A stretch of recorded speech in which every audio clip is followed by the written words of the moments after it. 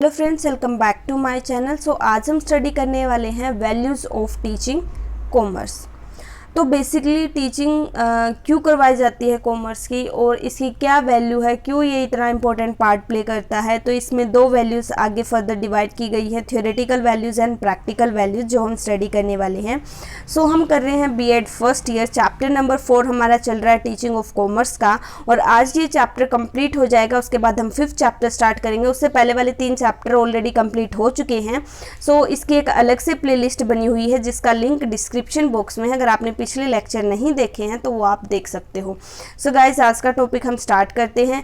Basically values of teaching commerce. तो commerce अपने आप में ही बहुत इम्पोर्टेंट सब्जेक्ट है, बहुत पॉपुलर सब्जेक्ट है स्टूडेंट्स के अंदर। अगर हम आज की एजुकेशन की बात करें तो पहले इतनी इम्पोर्टेंस नहीं दी जाती थी जितनी अब दी जाती है।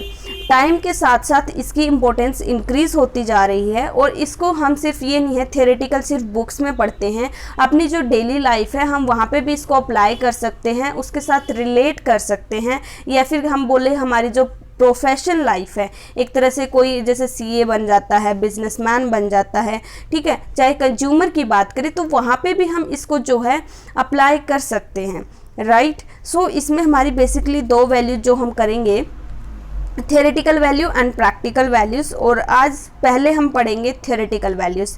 थियोरेटिकल वैल्यूज़ वो वैल्यूज़ होती हैं जो कि हमारे मेंटल लेवल को डेवलप करती है, हमारी नॉलेज को एनहांस करती है, इम्प्रूव करती है, इंक्रीज करती है। सो फर्स्ट पॉइंट हमारा एनरिच्ड नॉलेज, यानी हमारी नॉलेज को क्या कर रही है, बढ़ा रही है, एक तरह से हमें अवेयर कर रही है कि बिजनेस की कौन कौन सी टर्म्स होती हैं, कौन कौन से प्रिंसिपल है, कौन कौन से रूल रेगुलेशन लॉज को फॉलो किया जाता है।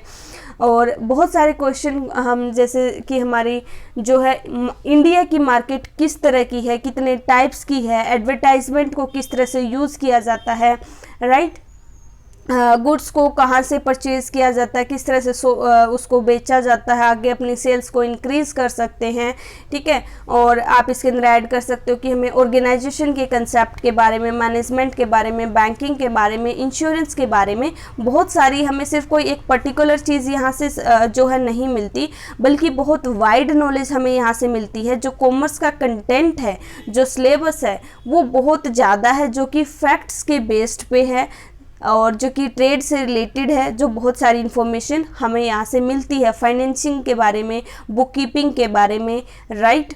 नेक्स्ट हमारा पॉइंट आता है डेवलपमेंट ऑफ लॉजिकल स्किल्स, यानी हमारी जो सोचने की शक्ति होती है, जो हमारी सोचने की पावर होती है, एक तरह से जो बिल्कुल कॉमन सेंस वाली सी चीज़ें होती हैं वो हमारी जो है डेवलप होती है। हमारे माइंड एक तरह से थोड़ा सा क्रिएटिव सा बनता है ये सारी चीज़ें पढ़ के।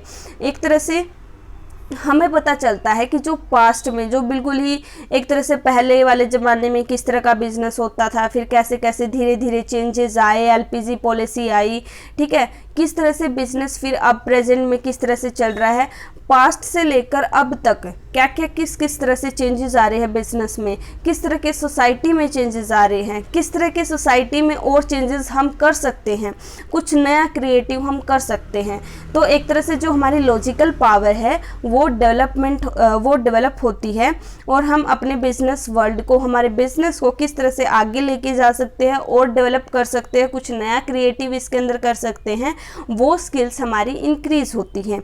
नेक्स्ट हमारा थर्ड पॉइंट आता है helpful in providing training in cooperations, यानी अगर आप बिजनेस कर रहे हो, एक आपकी इंडस्ट्री है, तो उसके अंदर मान लो 100 मेंबर हैं, तो कहीं ना कहीं मान लो सब लड़ने लग जाए, एक दूसरे से ही चिढ़ने लग जाएं, उनके अंदर कोई यूनिटी ही ना हो, कोई कुछ कह रहा है दूसरा कुछ कह रहा है, तो ऐसे कि आपकी इंडस्ट्री चल पाएगी, नहीं चल पाएगी। तो जितने भी मेंबर्स हैं उनके बीच में क्या होना चाहिए, उनके बीच में एक तरह से कोऑपरेशन, मतलब एक दूसरे के साथ वो कोऑपरेट करें, ठीक है। अगर कोई भी बिजनेस में कोई भी चैलेंजेस आ रहे हैं, कोई भी प्रॉब्लम आ रही है, तो सब मिलकर उसको फेस करें, उस सिचुएशन को फेस करें। ये नहीं है कि एक दूसरे के साथ ही लड़ने लग जाएं, ठीक है। तो सारे मेंबर में किस तरह से यूनिटी लेके आनी है, सबका एक साथ काम करना कितना इम्पोर्टेंट है, ठीक है। सबको अपनी अपनी रिस्पॉन्सिबिलिटी लेनी है, अथॉरिटी अगर उनको मिली है तो किस तरह से मिली है, क्या है, तो ये सारी चीज़ें हमें जो है यहाँ से सीखने को मिलती है। फोर्थ पॉइंट हमारा आता है डेवलपमेंट ऑफ साइंटिफिक एटीट्यूड। तो एक तरह से जो स्टूडेंट्स सब कॉमर्स पढ़ते हैं तो कितनी सारी नॉलेज हम यहाँ से एक्वायर करते हैं डिफरेंट एरियाज़ के बारे में। सिर्फ कोई एक पर्टिकुलर नहीं है कि आपने कम्युनिकेशन के बारे में पढ़ लिया, सिर्फ पार्टनरशिप के बारे में नहीं, हमें बहुत सारे डिफरेंट एरियाज़ के बारे में यहाँ से मिलता है, जिससे हमारा एक साइंटिफिक एटीट्यूड फॉर्म होता है। बैंकिंग के बारे में, कम्युनिकेशन, वेयर हाउसिंग के बारे में, पार्टनरशिप के बारे में, कोऑपरेटिव सोसाइटी के बारे में, कंपनी के बारे में, इंटरनल एक्सटर्नल ट्रेड किस तरह से किया जाता है, इंश्योरेंस क्या होता है, type of business enterprises, formation of company. मतलब कोई इतना कुछ पढ़ते हैं हम, कितना वाइडली है ये सब्जेक्ट, कितना सारा कंटेंट है इसके अंदर, जो कि हमें बहुत सारी चीज़ें सिखाता भी है और इससे हमारा जो है एक तरह से इतनी सारी हमें नॉलेज मिलती है और हम जो है इससे आगे और फर्दर हमारी फ्यूचर में जो है हम आपको इसको जो है अपनी रियल लाइफ में अप्लाई भी कर सकते हैं। तब अगर मान लो किसी को बैंकिंग में जाना है, किसी को जो है अपनी एक तरह से बिजनेस करना है, अपनी सेल्स को इंक्रीज़ करना है, या जो भी है, अगर आप इंश्योरेंस कंपनी में जाते हो या किसी पब्लिक कंपनी में काम करोगे, प्राइवेट कंपनी में काम करोगे, तो यहाँ से वो आपको सारी नॉलेज यहाँ से मिलती है। नेक्स्ट हमारा पॉइंट आता है development of competence in problem solving. तो एक तरह से तब हम एक तरह से जो आज की जनरेशन है, जो यंग जनरेशन है, ठीक है, तो उनका बड़ा इंटरेस्ट होता है कुछ नया करने में, कुछ क्रिएटिव करने में, कि मैं ये चीज़ करने के कैपेबल हूँ, हाँ मैं ये चीज़ कर सकती हूँ। तो बड़ा ये वो स्टार्टिंग से ही इस चीज़ को फील करने लग जाते हैं कि हाँ मैं ये काम करने के कैपेबल हूँ। तो वो खुद पर्सनल रिस्पॉन्सिबिलिटी लेते हैं कि कोई भी सिचुएशन हुई मैं उसे हैंडल कर लूँगी या फिर कर लूँगा। तो एक तरह से ये भी बहुत ज़रूरी होता है एक बिजनेसमैन के लिए, कॉन्फिडेंस होना, चीज़ों को एक पॉजिटिव वे में देखना, अगर कुछ प्रॉब्लम हो भी जाए तो उसको हैंडल करना। तो ये सारी सिचुएशन चाहे कोई भी हो, बुरी सिचुएशन है, अच्छी सिचुएशन है, किस तरह से हमने जो है ट्रीट करना है, किस तरह से जो है हमने अपनी स्ट्रेंथ को देखना है, वीकनेस को देखना है, प्लानिंग करनी है, ऑर्गेनाइज करना है, सब कुछ जो है हमें यहाँ से सीखने को मिलता है। ये वाली जो हमारे अंदर एक तरह से नॉलेज डेवलप होती है। नेक्स्ट हमारा आता है development of skills of tolerance and openness.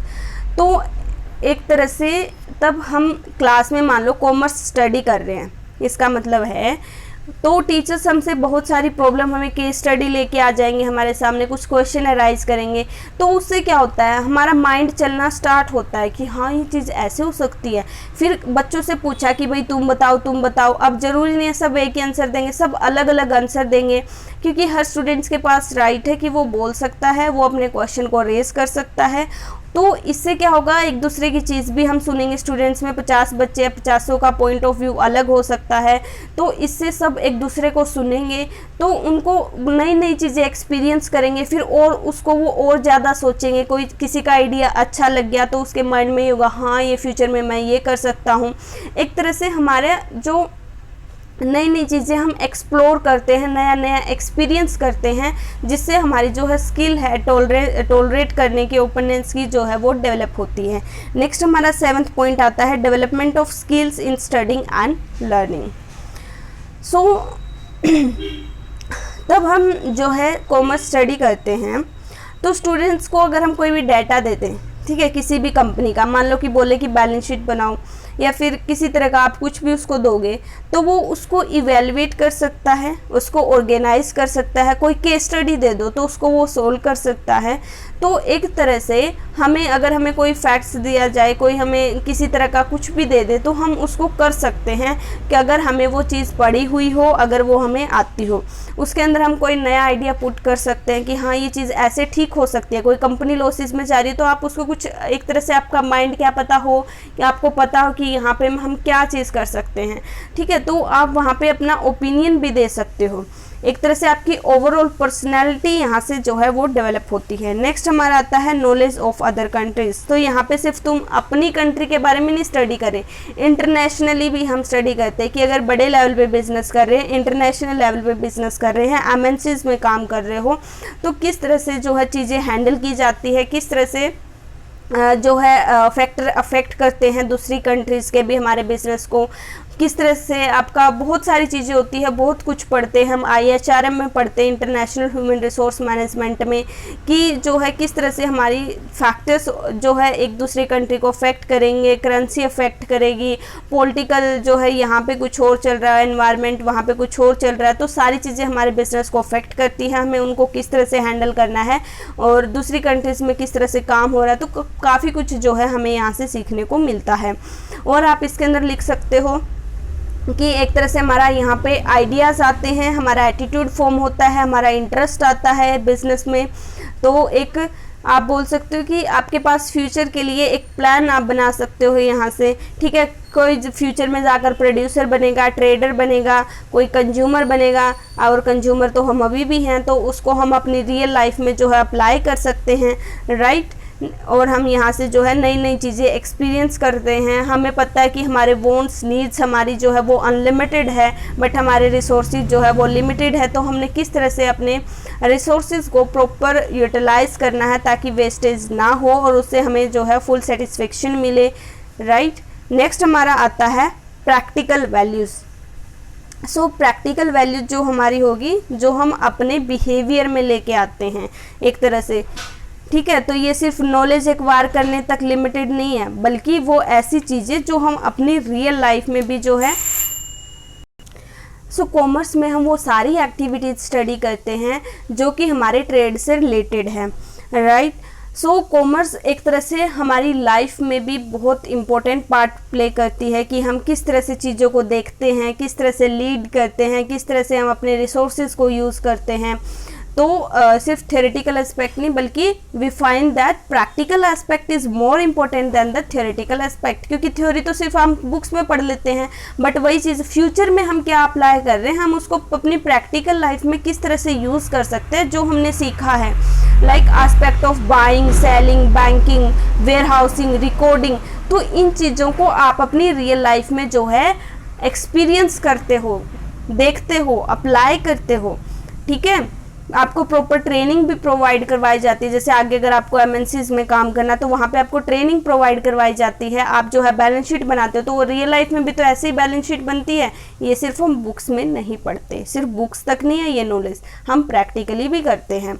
So practical education has the practical values as first हमारी आ जाएगी values to the businessman. So businessman, अब आप में से कितने सारे होंगे जो फ्यूचर में अपना बिजनेस खुद मतलब करना चाहते हो, ठीक है। तो आपके लिए ये कितना इम्पोर्टेंट है। बहुत आपका जो माइंड है यहाँ से क्रिएटिव होता है, बहुत सारी चीज़ें हमें सीखने को मिलती हैं। हम बड़ा इजीली डिसाइड कर सकते हैं कि हमने किस फॉर्म में बिज़नेस स्टार्ट करना है, कौन सा फॉर्म, क्योंकि हम फॉर्म ऑफ बिज़नेस पढ़ते हैं ना, यहाँ पे टाइप्स ऑफ इंडस्ट्री पढ़ते हैं ना, तो किस टाइप का बिज़नेस हम करना चाहते हैं, राइट। किस तरह का हम उसके अंदर जो है अपना बिहेवियर रखेंगे, किस तरह की हम जो है अगर डिफरेंट मार्केट कंडीशन है तो हमें किस तरह से क्या चीज़ अडॉप्ट करनी है। अब हम अपनी डिमांड और सप्लाई को देखकर हम प्राइस लगा सकते हैं कि हमें कितना प्राइस लगाना चाहिए, हमारे कंपटीटर्स हैं कि नहीं हैं। गवर्नमेंट एंड ट्रेडिंग जो एजेंसीज होती हैं उनकी फैसिलिटीज़ हमें किस तरह से मिलती हैं, ठीक है। और इंश्योरेंस की हमें नीड है कि नहीं है। अगर बहुत लार्ज बिजनेस है, बहुत मिलियंस में हमने पैसे लगा, तो बिजनेस प्रोटेक्शन के लिए हम इंश्योरेंस का यूज़ कर सकते हैं। तो जितनी भी एक्टिविटीज़ है बिजनेस से रिलेटेड, ये सारी हम जो है अपने बिजनेस में अप्लाई कर सकते हैं। जो भी बिजनेसमैन है वो उसको जो है अप्लाई कर सकता है। देन है वैल्यूज़ टू कंज्यूमर्स। तो हमें पता चल गया कि भाई जो कंज्यूमर्स हैं वो एक तरह से किस तरह से जो है कमोडिटी खरीदते हैं, ठीक है। डिफरेंट कमोडिटीज़ को किस तरह से जो है वो चीज़ों को देखते हैं कि क्या एडवर्टीज़मेंट का क्या इफेक्ट पड़ता है, कमोडिटी पे जो डिस्काउंट ऑफर दिए जाते हैं वो क्यों दिए जाते हैं, पहले हमें नहीं पता था। अब बहुत सारी चीज़ें हैं कि किस किस तरह के डिस्काउंट होते हैं, ट्रेड डिस्काउंट होता है, कैश डिस्काउंट होता है, और किस तरह की चीज़ें जो सेल वगैरह की जाती है वो किस तरह से की जाती है, प्राइस कम नीचे होते हैं, कंपटीटर्स एक दूसरे को किस तरह से compete करते हैं मार्केट में, वैल्यू ब्रांड क्या होता है, ट्रेडमार्क क्या होता है।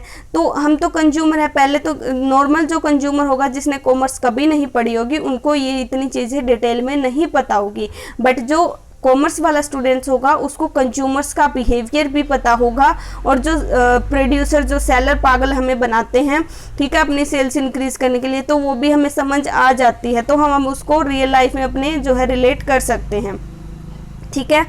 उसके बाद हमारा नेक्स्ट है values to producers and manufacturers. So जो भी प्रोड्यूसर्स हैं, मैन्युफैक्चरर्स हैं,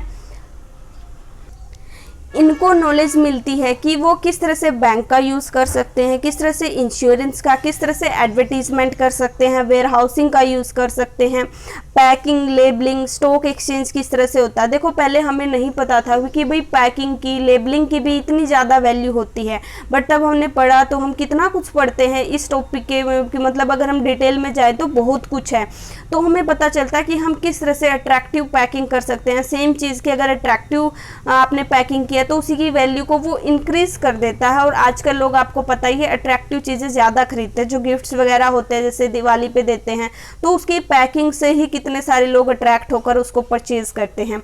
तो एक तरह से, और दूसरा आप बोल सकते हो जैसे प्रोड्यूसर मैन्युफैक्चरर है, तो वो फ्यूचर में क्या ट्रेंड चलने वाला है उसको वो फोरकास्ट कर सकते हैं, यानी कि हाँ फ्यूचर में मार्केट की कंडीशन ऐसे हो सकती है, इस चीज़ का ट्रेंड इस तरह से चल सकता है, किस तरह से हम अपनी कॉस्ट को मिनिमम कर सकते हैं, किस तरह से हम अपने प्रॉफिट को मैक्सिमाइज कर सकते हैं, तो बहुत सारी चीज़ें हमें यहाँ भी सीखने को मिलती है। नेक्स्ट हमारा आता है वैल्यूज टू एम्प्लॉयमेंट सीकर्स। अब कॉमर्स कितनी हमारे पास कितनी एम्प्लॉयमेंट अपॉर्चुनिटी प्रोवाइड करता है, डू यू नो।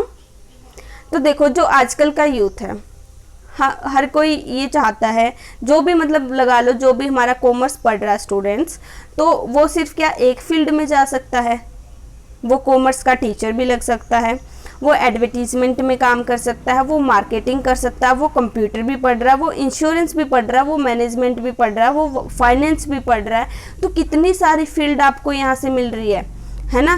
तो आप कितने सारे सेक्टर्स में जो है आप जॉब कर सकते हो, डील कर सकते हो, राइट। तो आपको यहाँ से एक इकोनॉमिक सिक्योरिटी मिलती है, तो एजुकेशन यहाँ से जो हमें मिल रही है तो वो आपके फ्यूचर में कहीं ना कहीं ज़रूर काम आती है, और हमारे पास बहुत ज़्यादा जो अपॉर्चुनिटीज़ होती है एम्प्लॉयमेंट की, जहाँ जहाँ हम काम कर सकते हैं। एक बंदे ने बिजनेस स्टार्ट किया तो वो कल्ला तो नहीं चला सकता ना, सारी चीज़ें देख सकता कि उसने एडवर्टीजमेंट का काम भी करना है, मार्केटिंग का भी करना है, मैनेज भी करना है, फाइनेंस देखना है, तो वो अपने अंदर आगे 10 बंदों को और लगाएगा, तो बाकियों को भी एम्प्लॉयमेंट अपॉर्चुनिटी दे रहे हो तुम, और तुम्हारे लिए खुद भी एक तरह से कॉमर्स पढ़कर तुम एक बहुत सारे एम्प्लॉयमेंट अपॉर्चुनिटीज़ यहाँ पे आपको भी मिल रही है। तो नेक्स्ट हमारा आ जाता है values to nation and society. So commerce को यूज़ कर जैसे कि 5 ईयर प्लान बनाया जाता है, ठीक है, जैसे हमारी गवर्नमेंट बनाती है, ठीक है, तो it is helpful for planning commission in making 5 year plans. जो अनएम्प्लॉयमेंट की प्रॉब्लम है उसको सोल्व कर सकते हैं, हमारी पर कैपिटा इनकम होगी, किस तरह से एम्प्लॉयमेंट अपॉर्चुनिटीज़ को इंक्रीज़ करना है, तो ये सिर्फ हमारे कॉमर्स स्टूडेंट्स के नहीं बल्कि गवर्नमेंट भी इसको यूज़ करती है। किस तरह से गवर्नमेंट को अपना बजट देखना है, रेवेन्यू देखना है, एक्सपेंडिचर को देखना है, कितना वो लगा सकती है, कितना उसको लगाना चाहिए, तो एक गुड प्लानिंग आप यहाँ से कर सकते हो, और इससे जो है आपके अंदर कॉन्फिडेंस भी आता है, राइट। सो एक तरह से ये जो है हमारी नेशन की, हमारी सोसाइटी की भी हेल्प करती है, सिर्फ कॉमर्स स्टूडेंट्स की हेल्प नहीं करती। देन है वैल्यूज़ ऑफ लेबर्स। तो एक तरह से जो हमारे लेबर है, पहले वाले टाइम में के लेबर देखना और इस टाइम के लेबर देखना बहुत ज़्यादा डिफरेंस है। अब क्या हो गया, लेबर की इम्पोर्टेंस भी इंक्रीज होगी, उनको भी किसी एक फील्ड में स्पेशलाइज्ड किया जाता है, उनको ट्रेनिंग प्रोवाइड की जाती है, उनकी इम्पोर्टेंस को समझा जाता है, उनकी कैपेबिलिटीज़ को इंक्रीज किया जाता है, उनकी एबिलिटीज़ को एनहांस किया जाता है, उनको मतलब इस तरह से ट्रेनिंग प्रोवाइड करवाना, इस तरह से चीज़ें उनको समझाना कि वो और ज़्यादा अच्छा काम कर सकते हैं, एफिशिएंटली काम कर सकते हैं। नई नई टेक्नोलॉजी आ रही है, उनकी ट्रेनिंग उनको प्रोवाइड करवाई जाती है ताकि वो प्रॉपरली काम कर सके।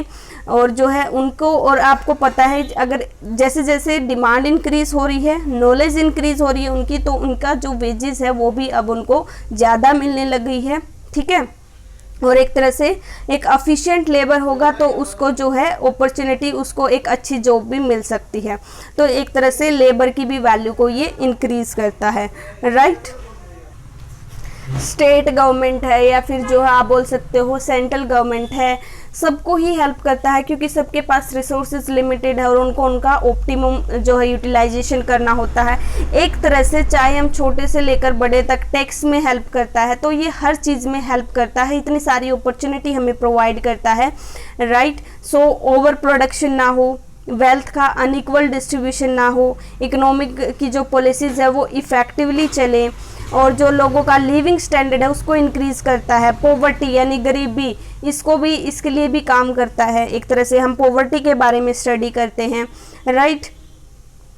और जो एक तरह से आप बोल सकते हो बिजनेसमैन, प्रोड्यूसर, लेबर, मैन्युफैक्चरर, कहीं ना कहीं ये हर किसी की लाइफ में इम्पोर्टेंट पार्ट प्ले कर रहा है, हेल्प कर रहा है, आपको जो है इस चीज़ की नॉलेज प्रोवाइड करवा रहा है। दस looked at from every point of view, it is extremely useful and important subject। तो आपको अब इसकी इम्पोर्टेंस समझ आ गई हो कि ये कितना यूज़फुल है और कितना इम्पोर्टेंट सब्जेक्ट है हमारी पूरी कंट्री के लिए, हर पर्सन के लिए, ठीक है। और जो आप भी स्टूडेंट्स जो है इसको स्टडी कर रहे हो, जो और इसी वजह से जो है इसकी इम्पोर्टेंस जो है वो इंक्रीज़ होती जा रही है day by day. So guys, आज की वीडियो में इतना ही। Thank you so much for watching this video पसंद आए तो लाइक करें, शेयर करें, चैनल को सब्सक्राइब करें, एंड नेक्स्ट वीडियो से हम जो है 5th चैप्टर स्टार्ट करने वाले हैं। तब तक bye bye, take care, have a good day. मिलते हैं नेक्स्ट वीडियो में।